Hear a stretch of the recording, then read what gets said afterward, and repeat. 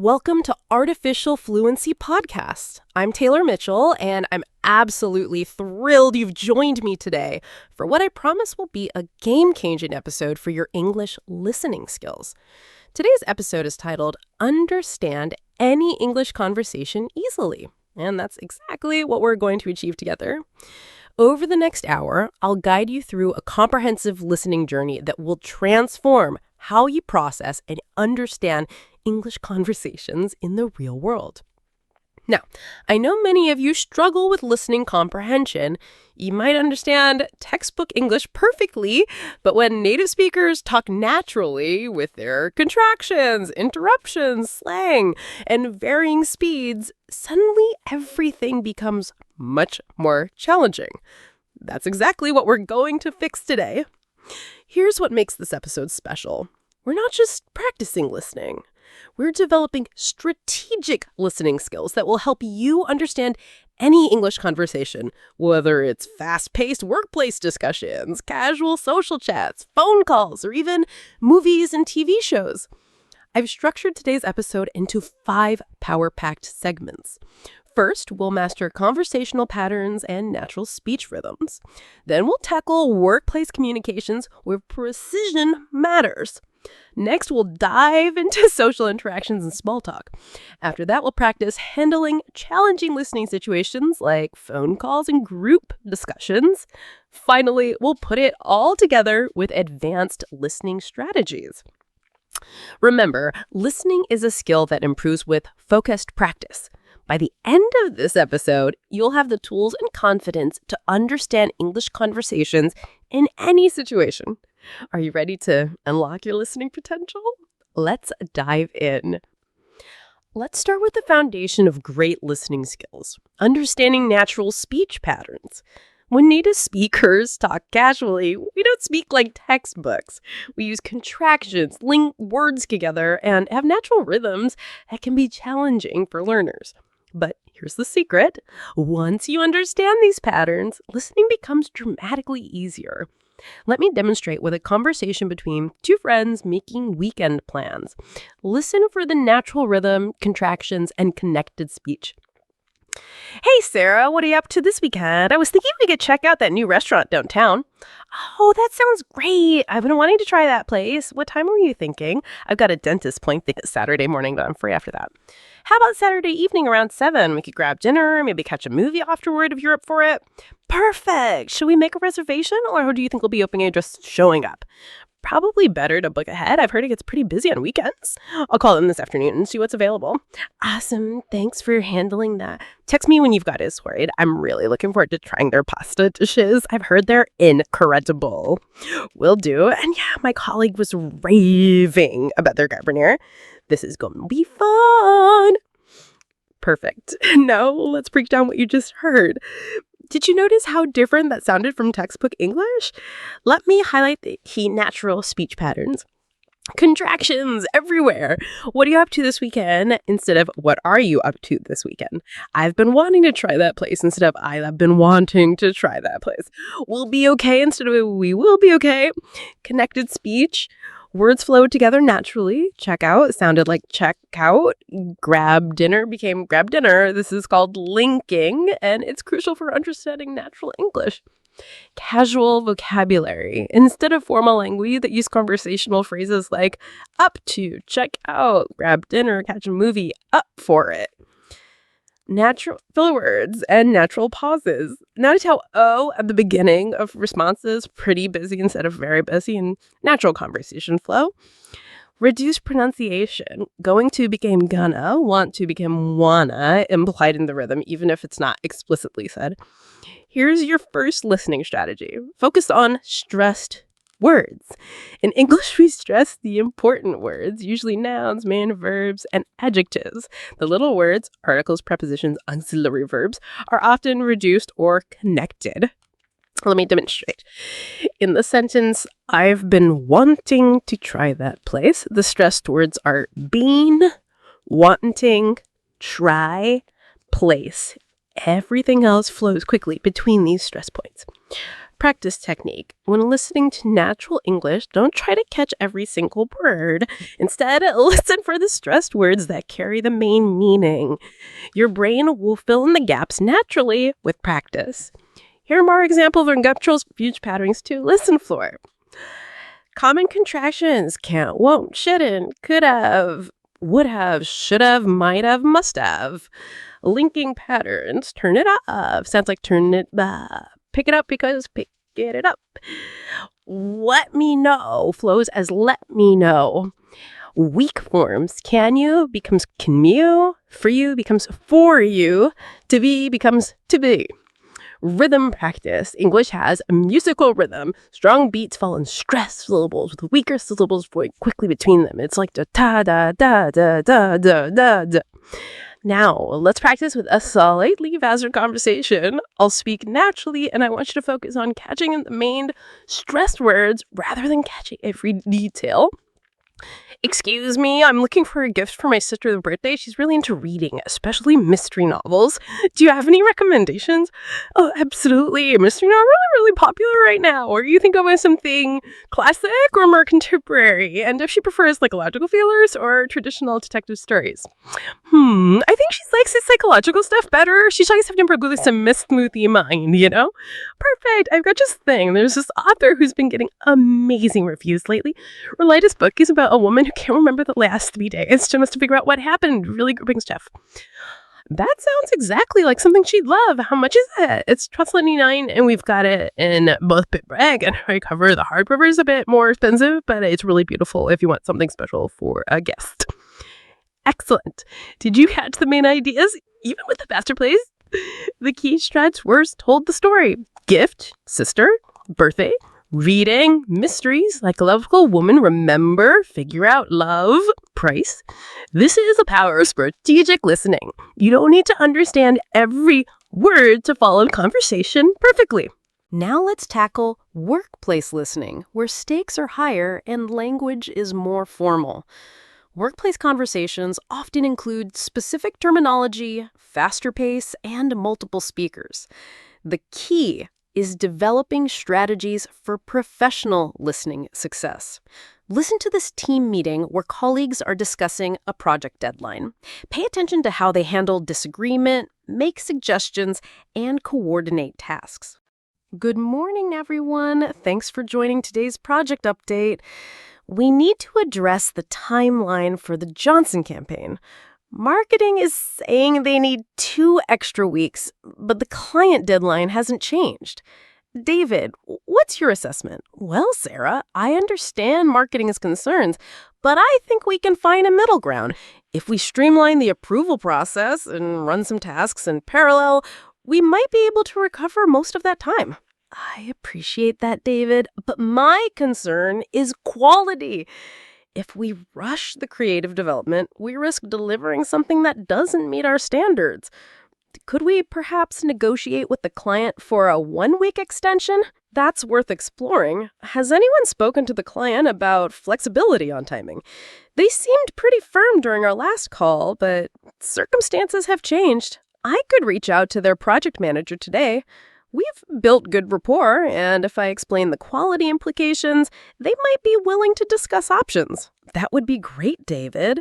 And if they absolutely can't move the deadline, I'm willing to bring in a freelance designer to help accelerate the creative work.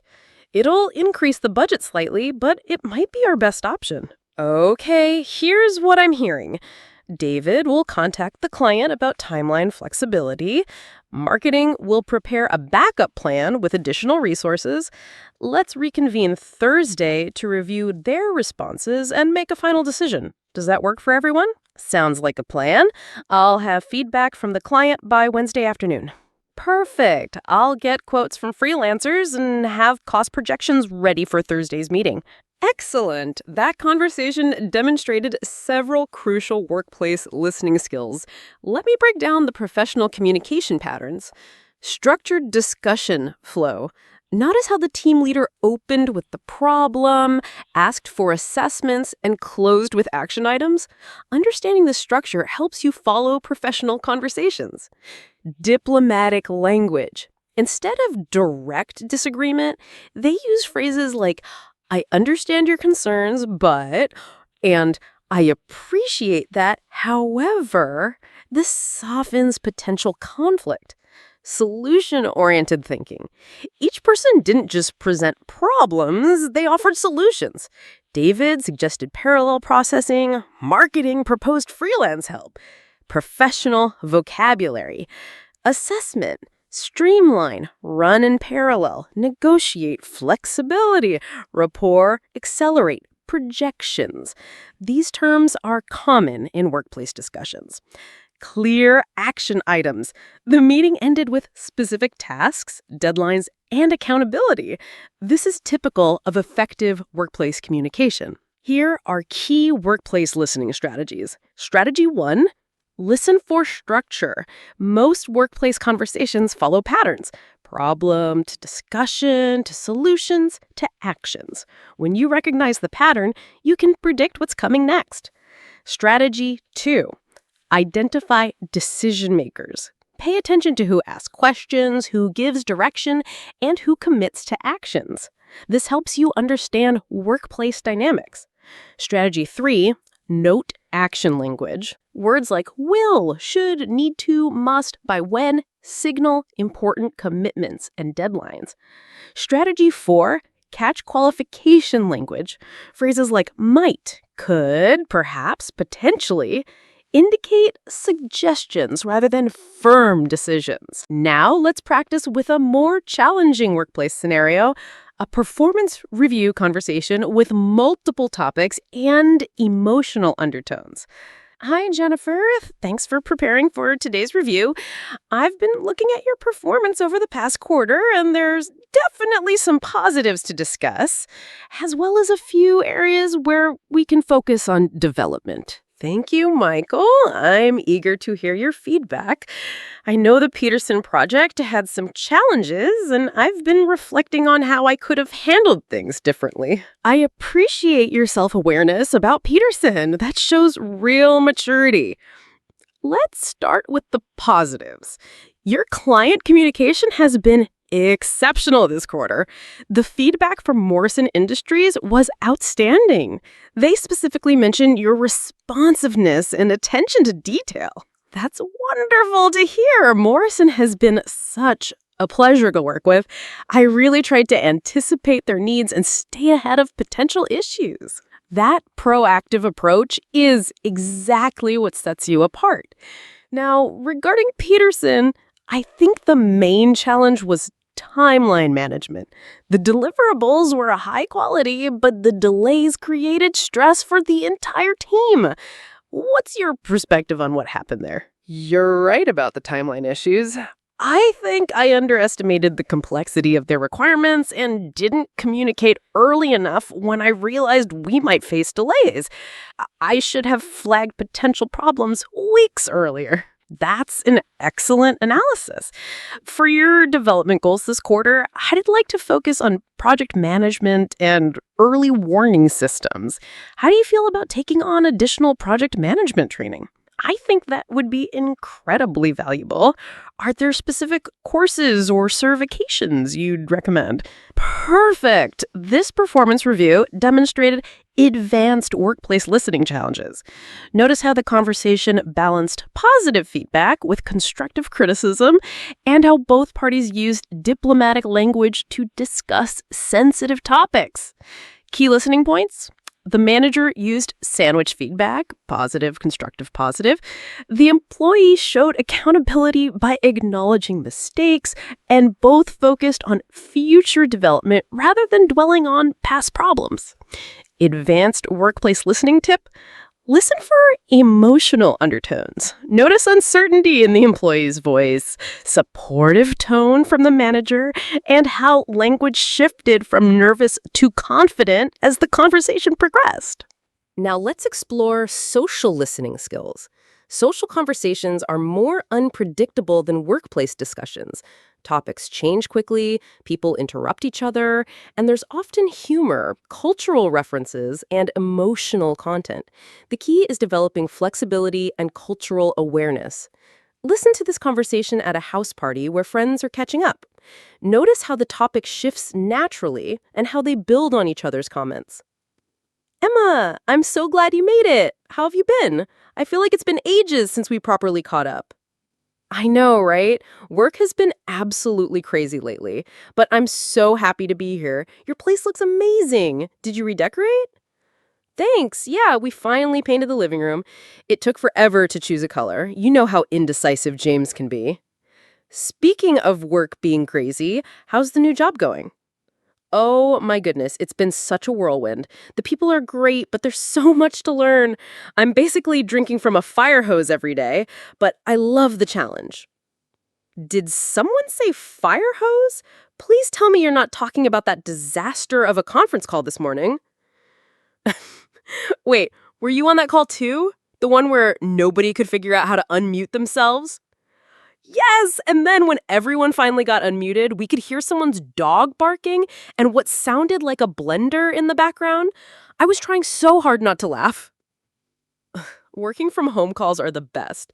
Last week I had a client meeting where my neighbor decided to start mowing his lawn right outside my window. I had to apologize and move to the bathroom to finish the call. The bathroom? That's hilarious. These work from home stories just keep getting better. Has anyone else noticed how we've all become amateur IT support for our parents since the pandemic started? Oh, don't even get me started. My mom called me yesterday asking why her emails were upside down. Turns out she somehow flipped her entire screen orientation. Fantastic. That conversation showcased the dynamic nature of social interactions. Let me highlight the key social listening skills. Topic fluidity. Notice how the conversation flowed from greeting to home decoration to work to conference calls to work from home to family tech support. This natural shifting is typical of social conversations. Building on comments. Each person picked up something from the previous speaker and added their own experience. Emma mentioned fire hose, friend 3 connected it to the conference call, host shared a similar work from home story. Shared experiences. They bonded over common experiences. Video call disasters, work from home challenges, helping parents with technology. This creates social connection. Humor and storytelling. The conversation included funny anecdotes, exaggeration for effect, like drinking from a fire hose, and shared laughter. Interruption and overlap. Friend 3 joined mid-conversation. People laughed and responded naturally, without formal turn-taking. Essential social listening strategies. Strategy 1, follow the emotional tone. Social conversations are driven by emotion, excitement, frustration, amusement. Understanding the feeling helps you follow the content. Strategy 2, look for connection points. People share stories that relate to what others have said. Listen for phrases like, that reminds me, I had something similar, or, oh my goodness, yes. Strategy 3, understand cultural references. Drinking from a fire hose means being overwhelmed with information. Don't get me started means I have strong feelings about this topic. Strategy 4, expect topic changes. Social conversations rarely stick to one subject. Don't get lost when topics shift, just follow the new direction. Now let's practice with a more challenging social scenario, a conversation with multiple speakers, background noise, and overlapping dialogue. I'll perform all parts, and you can take the active role of listening, paying attention to the diverse perspectives, unpredictable topic changes, and the disruptive background noise. This place is so busy tonight. I can barely hear myself think. Did you guys see the menu yet? I know. It took us 20 minutes just to get a table. But the food smells incredible. What's everyone thinking of ordering? I'm torn between the salmon and the pasta special. The waiter said the salmon is their signature dish, but I had fish yesterday. Go with the pasta. I had the salmon here last month, and honestly, it was just okay. Not worth the price. Really? That's surprising. Everyone raves about this place. Maybe they were having an off night? Good evening, folks. Sorry for the wait. We're absolutely slammed tonight. Have you had a chance to look at the specials? Yes, we were just discussing the salmon. Is it really your signature dish? It absolutely is. The chef sources it fresh daily, and it comes with our house-made herb butter. I definitely recommend it. Though I have to say, tonight's pasta special is also exceptional. It's a lobster ravioli with a truffle cream sauce. Lobster ravioli? That sounds incredible. Is it a large portion? It's quite generous and very rich. Most people find it very satisfying. Can I start you off with drinks while you decide? Excellent practice! That restaurant conversation demonstrated challenging listening conditions: background noise, multiple speakers, interruptions, and competing information. Notice how you had to filter out background noise and focus on the main conversation. This is a crucial, real-world listening skill. Key challenges you successfully navigated are multiple opinions on the same dish, professional versus casual speech, waiter versus customers, background noise and distractions, quick topic changes, menu to experience to recommendations to drinks. Advanced social listening tip. In noisy environments, focus on the speaker closest to you, watch facial expressions and gestures, and don't be afraid to ask for repetition. Native speakers do this too. Now let's tackle the most challenging listening situations: phone calls, group discussions, and conversations with accents or unclear audio. These scenarios test your listening skills because you can't rely on visual cues or perfect audio quality. First, let's practice phone conversations. Without body language and facial expressions, you need to rely entirely on vocal cues and verbal context. Hello, is this the customer service department? I'm calling about an order I placed last week, and I'm having some issues with the delivery. Good afternoon, and thank you for calling. I'd be happy to help you with your delivery concern. Could you please provide me with your order number?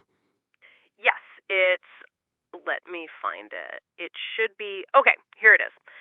ACB 77549921.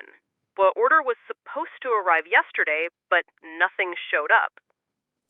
Thank you for that information. Let me pull up your account. I can see your order here. It shows that the package was dispatched on Monday and was expected to arrive yesterday, as you mentioned. Let me check the tracking information. It appears the delivery was attempted yesterday, but no one was available to receive it. That's strange. I was home all day yesterday. I work from home, so I'm always here. Are you sure they came to the right address? That is unusual. Let me verify the delivery address we have on file. I show 42 Maple Street, apartment 3B, correct? No, that's not right. I live at 42 Maple Avenue, not Street, and it's apartment 3A, not 3B. That explains why I didn't receive it. I sincerely apologize for that error. It looks like there was a mistake in our system when the address was entered. I can correct this immediately and arrange for redelivery. Would tomorrow between 10 a.m. and 2 p.m. work for you? That would be perfect. And just to confirm, you've changed it to 42 Maple Avenue, apartment 3A. Absolutely.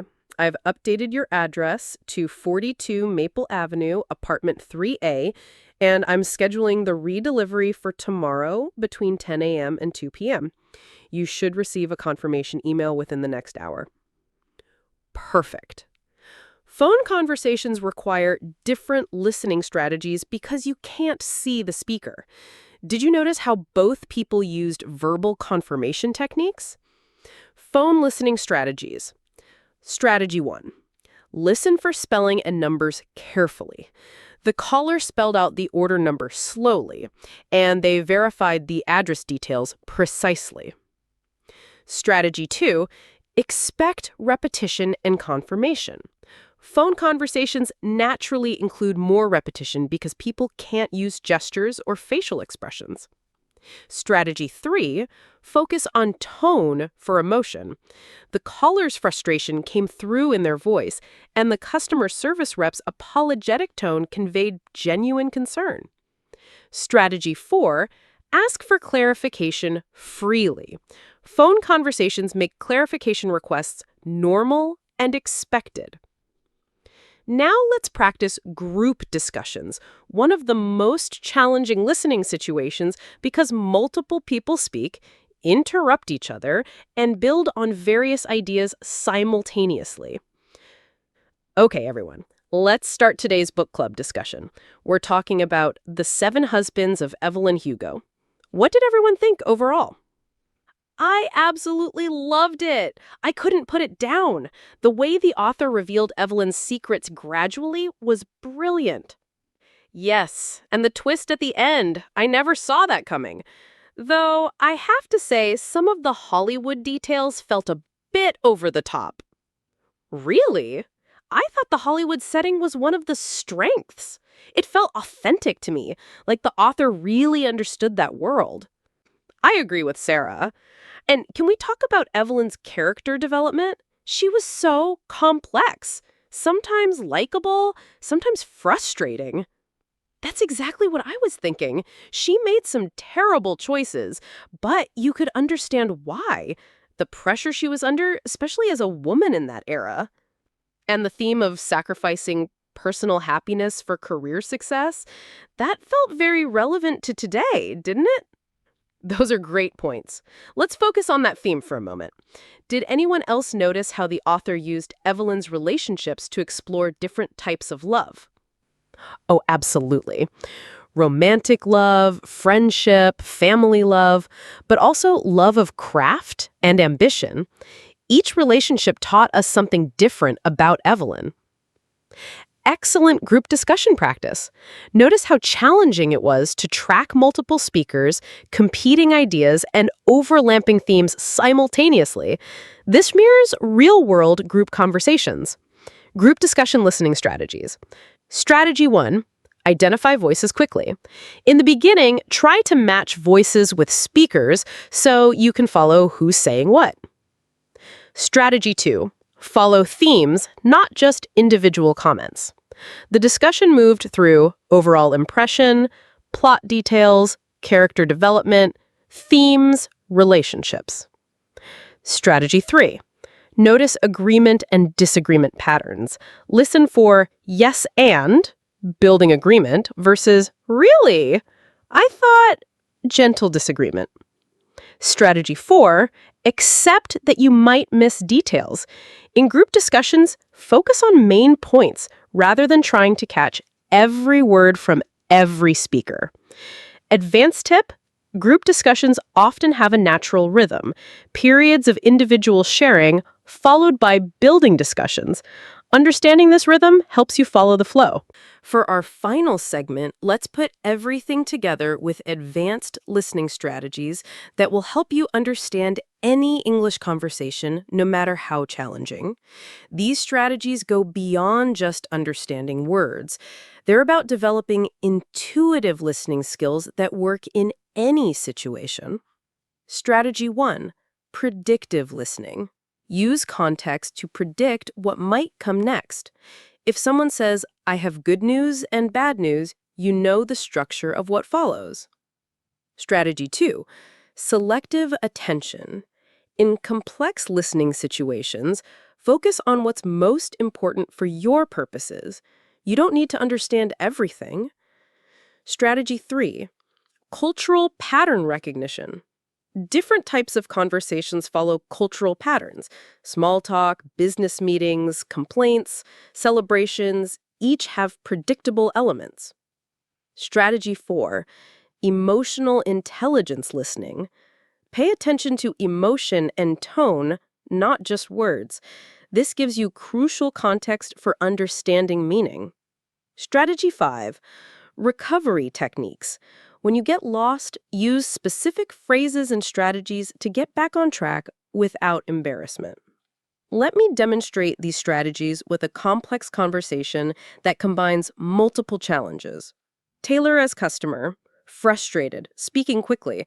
Look, I've been trying to resolve this billing issue for 3 weeks now, and every time I call, I get a different story.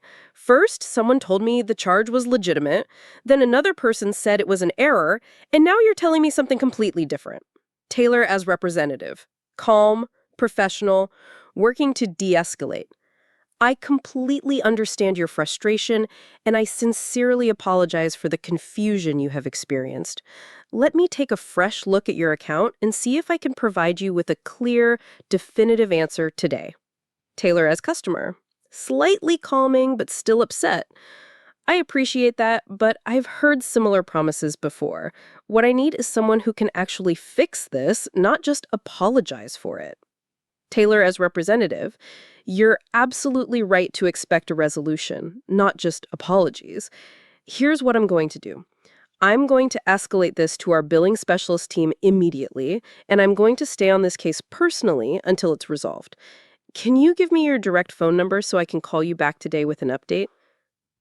Notice how I used advanced listening strategies. Predictive listening. When the customer mentioned 3 weeks and different story, I predicted this would be a complaint about inconsistent service. Emotional intelligence. The customer's frustration was clear in their tone and pace. The representative responded to the emotion, not just the facts. Pattern recognition. This followed a classic complaint resolution pattern: problem statement, acknowledgement, action plan, commitment. Your listening homework. This week, practice these strategies in real conversations. Start with easier situations and gradually work up to more challenging ones. Final confidence building tip. Remember that even native speakers don't catch every word in fast-paced or noisy conversations. The goal is effective communication, not perfect comprehension. What an incredible journey we have taken together today. We've covered everything from natural speech patterns to workplace communications, from social conversations to challenging listening situations, and finally, to advanced strategic listening. Remember, listening mastery isn't about understanding every single word. It's about developing the skills and confidence to understand any conversation's essential meaning and participate effectively. Your key takeaways from today. Focus on stressed words and main ideas, not every detail. Use context and patterns to predict and understand. Adapt your listening strategy to different situations. Pay attention to emotion and tone, not just words. Practice regularly with increasingly challenging content. This week, I challenge you to apply these techniques in real situations. Start conversations with confidence, knowing you have the tools to understand and participate effectively. Thank you for spending this hour with me developing your listening superpowers. I'm Taylor Mitchell, and I believe in your ability to understand any English conversation easily. Keep listening, keep practicing, and remember, you're much more capable than you think. Welcome to English Listening Practice. I'm Taylor Mitchell, and I'm absolutely thrilled to have you join me today for what I promise will be an exciting journey toward confident English understanding. Today's episode is specifically designed for B1 and B2 learners who want to bridge that gap between understanding textbook English and comprehending real-world conversations. We're going to tackle the kind of listening challenges you face every day, from workplace meetings to phone calls, from social gatherings to problem-solving situations. What makes today's episode special is that we're focusing on natural speech patterns. You know, the way people actually speak in real life, with interruptions, filler words, overlapping conversations, and varying speeds. This is the kind of listening practice that will truly unlock your confidence. Here's how we'll structure our hour together. We'll explore 5 different listening scenarios, each designed to challenge specific aspects of your comprehension skills. I'll guide you through workplace meetings, phone conversations, social interactions, customer service situations, and casual storytelling. Each segment includes pre-listening preparation, the actual listening challenge, comprehension questions, and detailed vocabulary explanations. I encourage you to have a notebook ready and don't hesitate to pause and replay sections. That's how we learn. Remember, the goal isn't perfection, it's progress. Even if you only catch 70% of what you hear, that's fantastic. Native speakers miss details too, and the key is understanding enough to participate meaningfully in conversations. Are you ready to unlock your confident English understanding? Let's dive in. Our first listening challenge takes us into a workplace meeting. You'll hear a project planning session with multiple speakers discussing timelines, responsibilities, and potential challenges. This is excellent practice for understanding overlapping conversations and workplace vocabulary. Before we listen, let me prepare you for what to expect. You'll hear 4 colleagues: Maria, project manager; David, designer; Sarah, marketing specialist; and Kevin, developer. They're planning a new mobile app launch. Listen for key decisions, deadlines, and who's responsible for what. Pay attention to how they interrupt each other, ask for clarification, and make suggestions. This is how real meetings sound, not perfectly organized, but dynamic and collaborative. Here's the meeting. Taylor. All right, everyone. Thanks for joining our weekly project meeting. Let's start with a quick update on where we stand with the FitTrack app launch. David, how are we doing with the user interface design? Taylor. David. Good question, Maria. The main screens are about 85% complete. I've got the home dashboard and the workout tracking interface finished, but I'm still working on the social features section. The client feedback from last week really changed our direction there. Taylor. Sarah. Oh, speaking of client feedback, I should mention that they loved the color scheme changes. The marketing team thinks the new blue and green palette will really appeal to our target demographic. Taylor. Kevin. That's great to hear, but I need to jump in here. The color changes are affecting some of the back-end integration.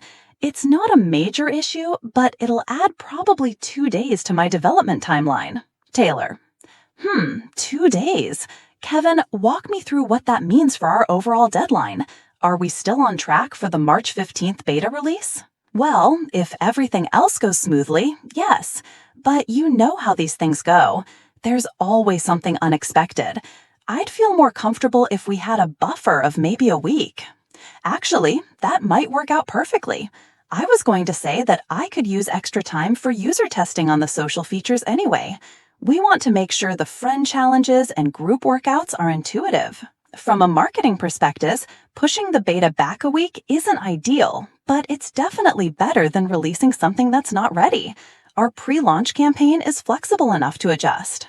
Okay, so we're looking at March 22nd for the beta. Sarah, what does that do to our full launch timeline? Let me think. If we run the beta for 4 weeks as planned, we'd be looking at a full launch around April 19th instead of April 12th. That's still within our Q1 targets, so I think we're okay. There's one more thing I want to bring up. The fitness tracking integration with Apple Health and Google Fit is more complex than we originally thought. I might need to bring in a consultant for that piece. How much are we talking about? Probably around $3,000 for a week of specialized work. I know it's not ideal, but it's better than me spending 3 weeks figuring it out myself. I vote for the consultant. Kevin, you're already juggling so much with the core app functionality. I agree. Plus, if we nail the health app integration, that's a huge selling point for our marketing campaigns. All right, Kevin, get me a quote by Friday and we'll make it work. David, what do you need from the rest of us to finish the social features? Actually, Sarah, I could use your input on the user engagement features. What would motivate people to invite friends and join challenges? Oh, I have tons of ideas. How about we schedule a quick brainstorming session tomorrow? Maybe 30 minutes? Perfect. Maria, can you send out a calendar invite? Consider it done. Before we wrap up, any other roadblocks or concerns? Just one small thing. The notification system. Do we want push notifications for everything, or should users be able to customize what they receive? Definitely. Nobody wants to be bombarded with notifications. That's a quick way to get people to delete the app. Agreed. Kevin, make sure users can control their notification preferences. Anything else? I think we're good. This was really productive. Same here. I feel much better about our timeline now. Excellent. Let's reconvene next Wednesday at the same time. I'll send out updated project timelines by tomorrow evening. Now let's test your comprehension of this workplace meeting. Question 1. What percentage of the user interface design is complete?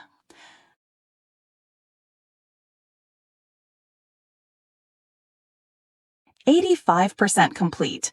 David mentioned the main screens are about 85% finished. Question 2. Why does Kevin need extra time for development?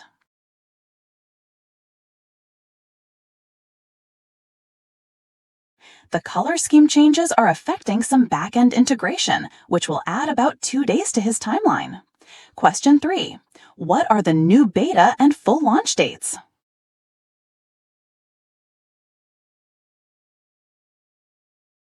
Beta release, March 22nd. Full launch, around April 19th. Question 4. What external help does Kevin want to bring in?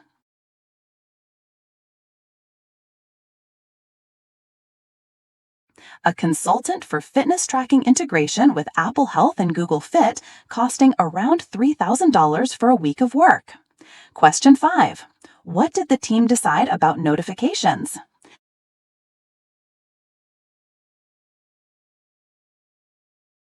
They decided notifications should be customizable so users can control what they receive. Let's review the workplace meeting vocabulary. Timeline. Schedule or plan with deadlines. Back-end integration. Technical connection between systems. Buffer. Extra time added as protection against delays. Intuitive. Easy to understand and use. Pre-launch campaign. Marketing activities before a product release. Q1 targets. Goals for the first quarter of the year. Juggling. Managing multiple tasks at once. Roadblocks. Obstacles or problems. Bombarded. Overwhelmed with too much of something. Reconvene. Meet again. Notice how the speakers interrupted each other naturally, used filler words like well and actually, and built on each other's ideas. This is authentic workplace communication. Phone conversations present unique listening challenges because you can't see facial expressions or body language. In this segment, you'll hear 2 different phone calls. First, someone scheduling a doctor's appointment, and second, a customer calling about a billing issue. Phone English often includes specific phrases and a more formal structure. Listen for how speakers identify themselves, state their purpose, and navigate through the conversation when they can't see each other. Here's our first phone call, scheduling a medical appointment. Good morning, Riverside Medical Center. This is Jennifer speaking. How can I help you today? Hi, Jennifer. My name is Michael Torres. I need to schedule an appointment with Dr. Williams for a routine checkup. Of course, Mr. Torres. Let me pull up your file. Can you confirm your date of birth for me? Sure, it's July 15th, 1985. Perfect, I have you here. Now, Dr. Williams has availability next week. Are you flexible with timing, or do you have specific preferences? I work Monday through Friday, so ideally something in the evening or on the weekend. Is that possible? Let me check. Dr. Williams has evening appointments on Tuesdays and Thursdays. This Tuesday, I have a 5:30 p.m. slot available, or Thursday at 6:15 p.m. Tuesday at 5:30 works perfectly. How long should I expect the appointment to take? For a routine checkup, we typically schedule 30 minutes. Please arrive 15 minutes early to update your insurance information and fill out any necessary forms. Got it. Do I need to bring anything specific? Just your insurance card and a list of any medications you're currently taking. Also, if you have any specific concerns you'd like to discuss with Dr. Williams, it's helpful to write them down beforehand. That's great advice. One more question. I recently switched insurance providers. Will that be a problem? Not at all. We'll just need to verify your new coverage when you arrive. What's your new insurance company? It's Blue Cross Blue Shield. Excellent. We work with them regularly. Mr. Torres, let me confirm your appointment. Tuesday, March 12th at 5:30 p.m. with Dr. Williams for a routine checkup. That's perfect. Thank you so much for your help, Jennifer. You're very welcome. We'll see you Tuesday. Have a great day. Now let's listen to our second phone call, a customer service conversation about a billing issue. Thank you for calling Stream Vision Customer Service. This is Alex speaking. Hi, Alex. My name is Lisa Chen. I'm calling about my monthly bill. I was charged twice this month and I can't figure out why. I'm sorry to hear about the billing confusion, Miss Chen. I'll be happy to help you resolve this. Can you provide me with your account number or the phone number associated with your account? Sure. The phone number is 555-0123. Thank you. I'm pulling up your account now. Okay, I can see your account history. You're right, there are 2 charges this month. Let me investigate what happened. I really appreciate that. I noticed one charge on March 1st for $49.99 and another on March 15th for the same amount. I see exactly what you're referring to. It looks like there was a technical glitch in our billing system on March 15th that caused some customers to be charged twice. This definitely shouldn't have happened. Oh, so it wasn't something I did wrong? Not at all, Miss Chen. This was entirely on our end. The good news is that I can process a refund for the duplicate charge right now. Would you prefer the refund to go back to your original payment method, or would you like account credit? I'd prefer it to go back to my credit card, if that's possible. Absolutely. I'm processing the refund now. You should see the $49.99 credit appear on your statement within 3 to 5 business days. That's wonderful. Will this affect my service at all? Not at all. Your service will continue normally. I've also added a note to your account about this issue, so if you have any questions when you receive your next bill, any representative will be able to see what happened. You've been so helpful, Alex. Is there anything else I need to do? Nothing on your end, Miss Chen. I'm also going to email you a confirmation of today's call and the refund processing just for your records. Perfect. Thank you so much for resolving this so quickly. It's my pleasure. Is there anything else I can help you with today? No, that covers everything. Have a great day. You too, Miss Chen. Thank you for choosing Stream Vision. Let's check your comprehension of these phone conversations. Question 1. What days does Dr. Williams have evening appointments?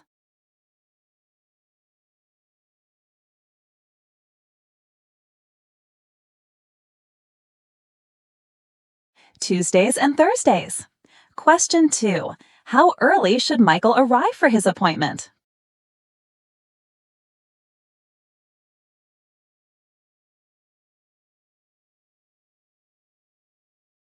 "15 minutes early to update insurance information and fill out forms." Question 3. What was the cause of Lisa's billing problem?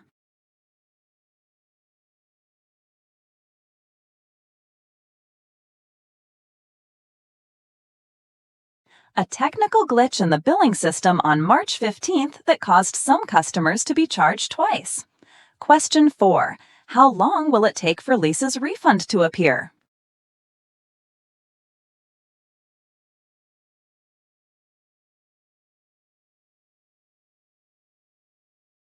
Three to 5 business days.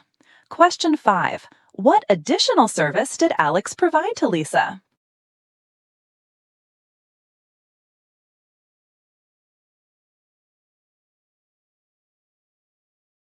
He added a note to her account about the issue and will email her a confirmation of the call and refund processing. Key phone conversation vocabulary. Pull up your file. Access your information in the computer system. Confirm your date of birth. Verify your birthday for security. Flexible with timing. Able to accommodate different times. Switched insurance providers. Changed insurance companies. Verify your coverage. Confirm your insurance is active. Billing confusion. Problems with payment or charges. Technical glitch. Computer system error. Duplicate charge. Being charged twice for the same thing. Process a refund. Arrange to return money. For your records, for you to keep as documentation. Notice how both conversations followed a similar structure: greeting, identification, problem statement, solution, and confirmation. This is typical for professional phone calls. Social situations present different listening challenges because conversations are more casual, people speak simultaneously, and topics change quickly. You'll hear snippets from a house party where friends are catching up, meeting new people, and having multiple overlapping conversations. Listen for how people introduce themselves, change topics, and navigate social interactions. Pay attention to the informal language, interruptions, and how speakers build rapport with each other. Here's our social gathering scenario. Jamie. Hey everyone, thanks so much for coming to our housewarming party. Make yourselves at home. There's food in the kitchen and drinks on the back patio. Sam. Jamie, this place looks amazing. I love what you've done with the living room. That couch is gorgeous. Oh, thank you. We actually found it at a vintage furniture store downtown. It was such a steal. Riley. Did someone say vintage furniture? I'm obsessed with thrift shopping. Where was this store? It's called Retro Revival on 5th Street. They have the most incredible selection. Sorry to interrupt, but Jamie, you have to tell me about these appetizers. Did you make them yourself? I wish I could take credit, but they're from that new deli on Main Street, although I did make the spinach and artichoke dip from scratch. The dip is incredible. I've already had 3 helpings. I'm definitely going to need the recipe. Hi, I don't think we've met. I'm Morgan. I work with Jamie at the marketing firm. Nice to meet you, Morgan. I'm Riley, Jamie's college roommate. How long have you been working together? About 8 months now. Jamie's been such a great mentor, always willing to help with projects and answer questions. Aw, you're too kind. Morgan's being modest. She's one of our most creative team members. Speaking of work, how's everyone handling the whole work from home situation? I'm still trying to figure out a good routine. Oh, I can totally relate. The first few months were rough. I kept getting distracted by household chores and Netflix. I actually love it. No commute, I can work in my pajamas, and my cat keeps me company all day. The flexibility is great, but I miss the office interactions. Video calls just aren't the same as face-to-face conversations. That's exactly why I wanted to have this party. We all need more in-person social time. Jordan, are you guys talking about remote work? I just overheard someone mention it. Yeah, we're comparing experiences. What's your take on it? I'm a teacher, so I had to adapt really quickly during the pandemic. Online teaching was definitely a learning curve, but it taught me so much about technology. I have so much respect for teachers. I can't imagine trying to keep students engaged through a screen. It was challenging, but kids are surprisingly adaptable. Some of my quieter students actually participated more in online discussions. That's fascinating. I never thought about how different personality types might respond differently to virtual versus in-person environments.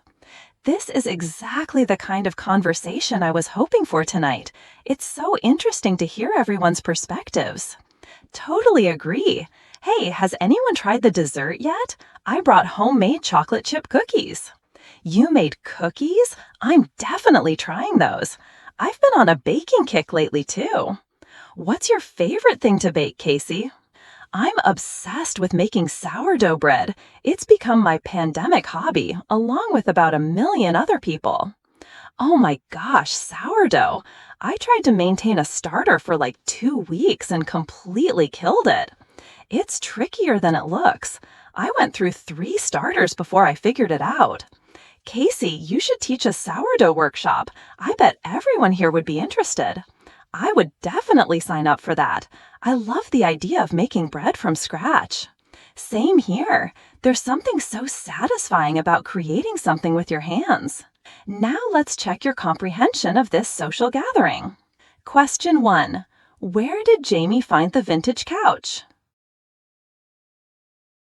At a vintage furniture store downtown called Retro Revival on 5th Street. Question 2. What did Jamie make from scratch for the party? Spinach and artichoke dip. Question 3. How long have Morgan and Jamie been working together? About 8 months. Question 4. What subject does Jordan teach? The conversation doesn't specify. Jordan just mentions being a teacher who had to adapt to online teaching during the pandemic. Question 5. What hobby did Casey develop during the pandemic? Making sourdough bread. Social gathering vocabulary. Housewarming party. A party to celebrate moving into a new home. Make yourselves at home. Relax and be comfortable. Such a steal, a great bargain or good price. Take credit, claim responsibility for something good. From scratch, made completely by yourself. Mentor, someone who guides and teaches. Being modest, not bragging about achievements. Can totally relate, completely understand the feeling. Learning curve, period of learning something new. Surprisingly adaptable, able to adjust better than expected. On a baking kick, enthusiastic about baking recently. Maintain a starter, keep sourdough culture alive. From scratch, made completely by yourself. Notice how conversations flowed naturally from topic to topic. People joined and left discussions organically, and speakers used lots of informal expressions and contractions. Customer service interactions require specific listening skills because you need to understand problems, solutions, and detailed information. You'll hear a conversation between a hotel guest and the front desk staff about a reservation mix-up. Listen for how the problem is identified, the steps taken to resolve it, and the customer service language used to maintain a positive interaction despite the issue. Here's our hotel customer service scenario. Taylor as front desk Alex. Good afternoon and welcome to the Grand Plaza Hotel. I'm Alex, the front desk manager. I understand there might be some confusion with your reservation. Taylor as guest, Patricia. Yes, I'm Patricia Williams. I made a reservation for a deluxe suite for tonight through Friday, but the person who checked me in said you only have a standard room available. Taylor as front desk, Alex. I sincerely apologize for the confusion, Miss Williams. Let me pull up your reservation and see exactly what happened. May I have your confirmation number? Taylor as guest, Patricia. Of course, it's GH4587-2024.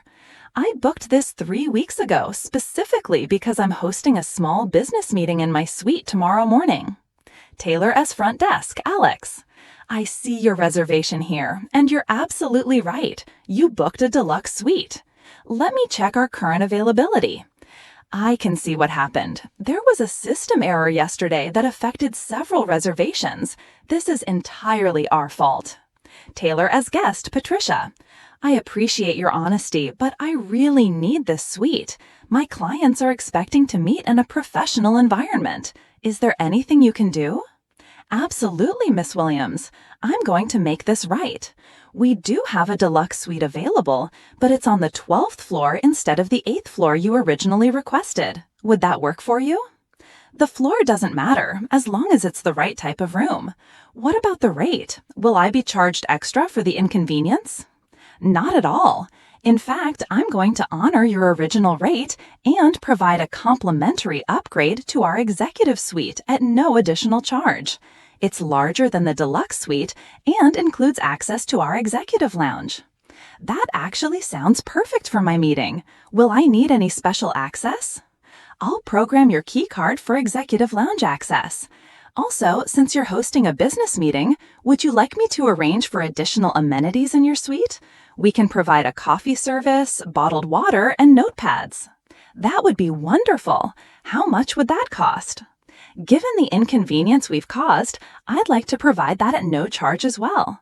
What time is your meeting tomorrow? It's scheduled for 9 a.m. Shall I let you know how many people will be attending? That would be helpful. I'll also make sure housekeeping sets up your suite appropriately for a business meeting. How many attendees are you expecting? 4 people total, including myself. We'll probably need about 2 hours. Perfect. I'll arrange for seating for 4, and I'll have the coffee service delivered to your suite at 8:45 a.m. Is there anything else I can do to ensure your stay meets your expectations? You've been incredibly helpful, Alex. I really appreciate how you've handled this situation. It's absolutely my pleasure, Miss Williams. We value your business and want to make sure you have an excellent experience despite this initial confusion. One last question. If I need anything else during my stay, should I call the front desk or is there a direct number? You can certainly call the front desk, but I'm going to give you my direct extension as well. I'll be working until 6 p.m. today, and I'll be back at 7 a.m. tomorrow, so please don't hesitate to reach out if you need anything at all. Thank you so much, Alex. You've turned what could have been a disaster into a positive experience. That's exactly what we aim for, Miss Williams. Enjoy your stay, and I hope your business meeting goes wonderfully tomorrow. Let's test your comprehension of this customer service interaction.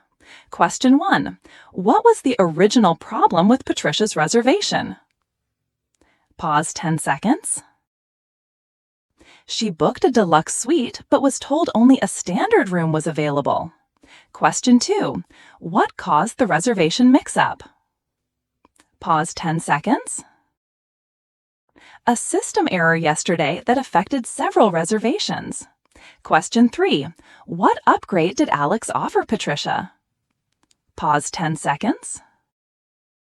A complimentary upgrade to an executive suite with access to the executive lounge. Question 4. What does the executive lounge include? Pause 10 seconds. Complimentary breakfast, afternoon snacks, and evening cocktails from 6 a.m. to 10 p.m. Question 5. What additional services did Alex arrange for Patricia's business meeting? Pause 10 seconds. Coffee service, bottled water, notepads, appropriate seating for 4 people, and coffee delivery at 8:45 a.m. Customer service vocabulary? Confirmation number, reference code for a reservation, system error, computer malfunction, entirely our fault, completely our responsibility, make this right, fix the problem properly, honor your original rate, charge the originally agreed price, complimentary upgrade, free improvement to better service, at no additional charge, without extra cost. Program your key card, set up electronic access. Additional amenities, extra services or features. Given the inconvenience, considering the trouble caused. Meets your expectations, satisfies what you hoped for. Value your business, appreciate you as a customer. Don't hesitate to reach out. Feel free to contact me. Notice how Alex used empathetic language, took responsibility, offered multiple solutions, and went above and beyond to turn a negative situation into a positive experience. Our final segment features storytelling, which helps you practice following narratives with descriptive language, emotions, and sequential events.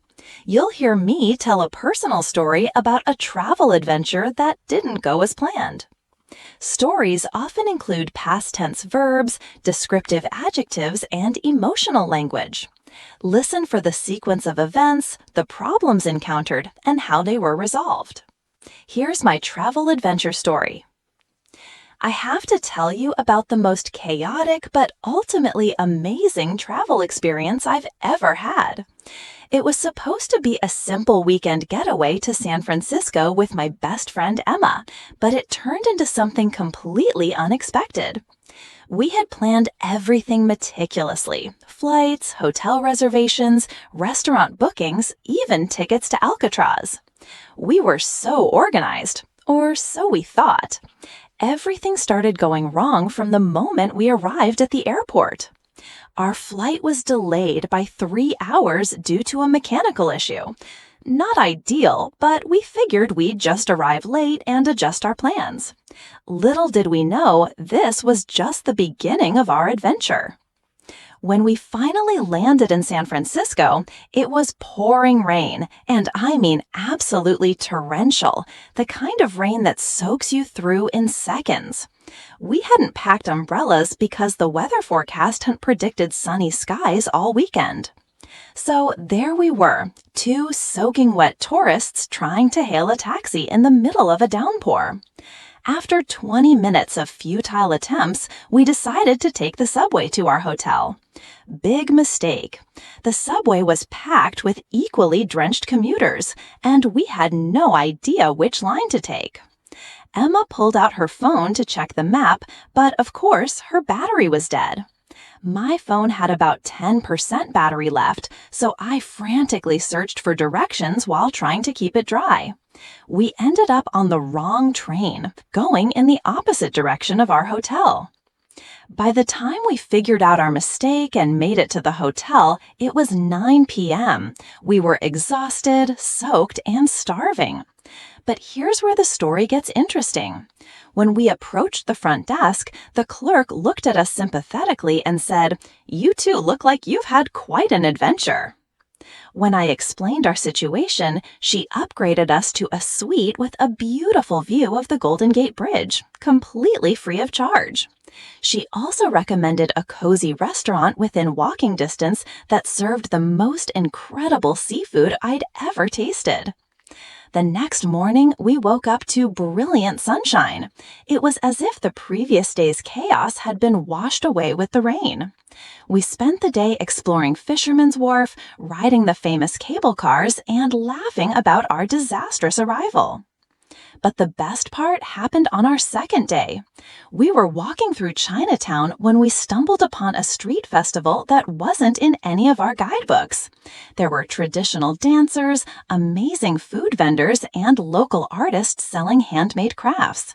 We spent hours there, talking to locals and learning about the neighborhood's history. We met an elderly man named Mr. Chen who had lived in Chinatown for 60 years. He told us stories about the neighborhood's evolution and even taught us how to make traditional dumplings at his family's restaurant. It was magical, the kind of authentic experience you can't plan. On our final day, we did make it to Alcatraz, but honestly, it paled in comparison to our spontaneous adventures. The prison tour was interesting, but meeting Mr. Chen and discovering that hidden street festival, those were the moments that made the trip unforgettable. When we were flying home, Emma and I realized that all our careful planning had actually limited our possibilities. If everything had gone according to plan, we would have missed the most wonderful parts of our trip. Sometimes the best adventures happen when you're forced to go off script. Now let's check your comprehension of this travel story. Question 1. How long was their flight delayed?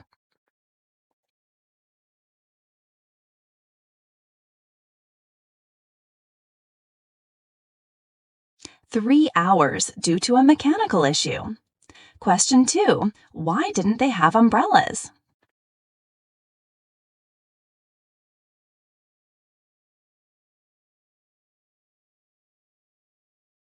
The weather forecast had predicted sunny skies all weekend. Question 3. What went wrong with their subway journey?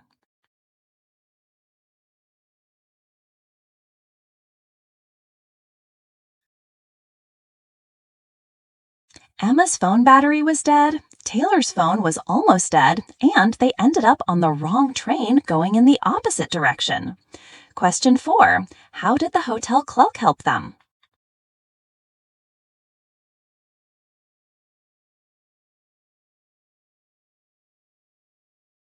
She upgraded them to a suite with a Golden Gate Bridge view for free and recommended a cozy restaurant nearby.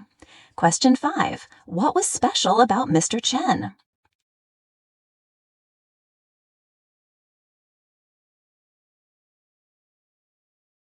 He was an elderly man who had lived in Chinatown for 60 years, told them stories about the neighborhood's history, and taught them how to make traditional dumplings. Question 6. What lesson did they learn from their trip?